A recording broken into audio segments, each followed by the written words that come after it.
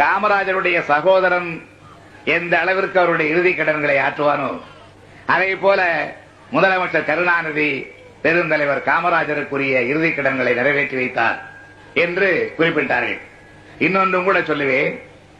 பெருந்தலைவர் காமராஜர் அவர்கள் வாழ்ந்த காலத்தில், திராவிட முன்னேற்ற கழக ஆட்சி நடைபெற்ற காலத்தில், அண்ணா அவர்களுக்கு பிறகு அந்த பொறுப்பை நான் ஏற்றுக்கொண்டிருந்த அந்த காலகட்டத்தில் பெருந்தலைவர் காமராஜர் அவர்கள் ஒவ்வொரு ஊராக சென்று திராவிட முன்னேற்ற கழக ஆட்சியை குறை கூறி பேசி வந்த அந்த காலகட்டத்தில் நடைபெற்ற நிகழ்ச்சிகள்.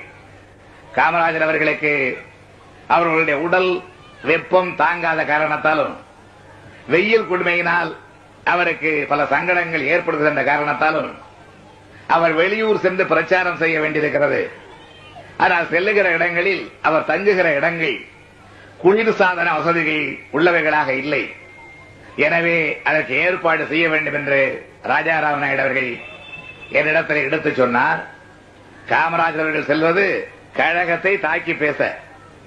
ஆனால் அவர் சென்று தங்குகின்ற ஒவ்வொரு இடத்தில் அவருடைய உடல்நலம் கருதி ஆங்காங்கு குளிர்சாதன பெட்டிகளை ஒவ்வொரு டிவியிலும் வைத்து தருமாறு ஆணையிட்டவன் தான் இந்த கருணாநிதி என்பதை தேவர் அவர்கள் உணர்வார்கள். நல்ல காங்கிரஸ்காரர்களும், நன்றி உள்ள காங்கிரஸ்காரர்கள் அனைவரும் நிச்சயமாக உணர்வார்கள்.